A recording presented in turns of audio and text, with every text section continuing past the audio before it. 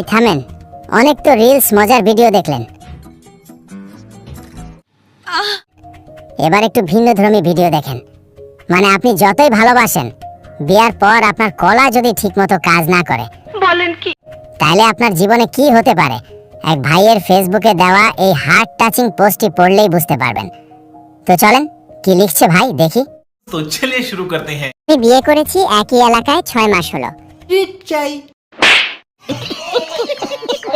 আমার বউয়ের সাথে মোটামুটি আগে থেকেই পরিচয় ছিল, কারোর সাথে সম্পর্ক ছিল এমনটা কখনো মনে হয়নি, কিন্তু সে একটু ফ্রি মাইন্ডের ছিল এটা জানতাম। ও ফ্রি মাইন্ড ঠিক আছে ভাই, কিন্তু সেটাতে যদি দুধ বিলাইরে দিয়ে দেয় তাহলে তো সমস্যা।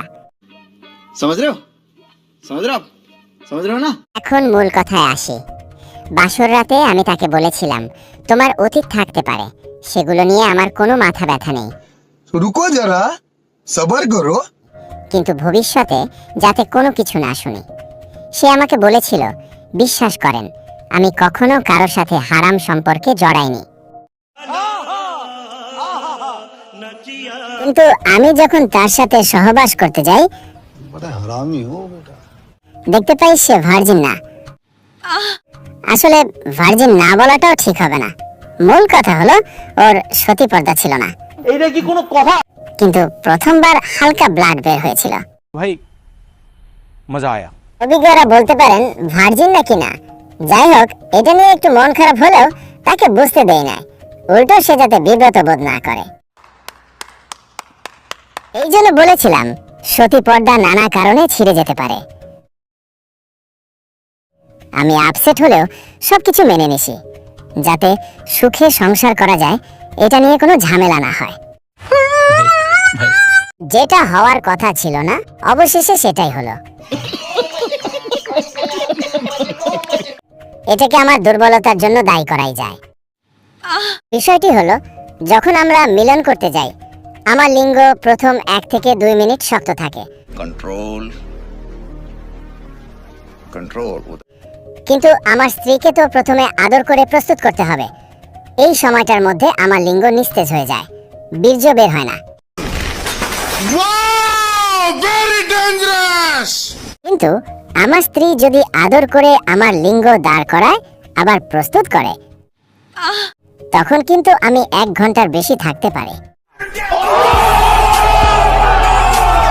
এখন সমস্যা হলো মাঝে মধ্যে 10 থেকে 15 মিনিট করার পরে পজিশন চেঞ্জ করার জন্য লিঙ্গ বের করলে अरे कहना क्या चाहते हो? এটা আবারও নিস্তেজ হয়ে যায়, মানে যোনি থেকে বের করার সাথে সাথে কলা নিস্তেজ হয়ে যায়, বাই বাই। যার জন্য আমার বউ বিরক্ত। সে বলে আমি কিছুই করতে পারি না, আমাকে দিয়ে তার হবে না, সে তালাক চাইছে। সুটিয়ে লাল করে দেবো, নোংরামি বার করে দেবো। আমি নাকি অক্ষম একটা পুরুষ।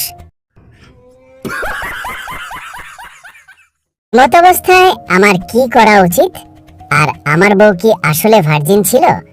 এবার বুঝতে পারছেন তো মেয়ে ফ্রি মাইন্ডেড ছিল। वाह क्या सीन है, वाह क्या सीन है। মারে আপনি যে সমস্যা, এটা তো ডাক্তার দেখালে ঠিক হয়ে যায়। সঠিক বলেছেন, আপনার বুদ্ধি ভালো। 1 ঘন্টার বেশি দিয়েও হয় না, তার মানে সমস্যা অন্য জায়গায়। দেখেন পুরনো প্রেম জেগে উঠছে, তাই আপনাকে ছাড়ার জন্য অজুহাত খুঁজতেছে। বেশিরভাগ মেয়েরাই ডিভোর্সের সময় এই অপবাদ দেয়। বুঝো না এই ব্যাপারটা। আপনাদের পরামর্শ কমেন্টে দিয়ে যাবেন, আর নতুন চ্যানেল সাবস্ক্রাইব করেন ভাইজান।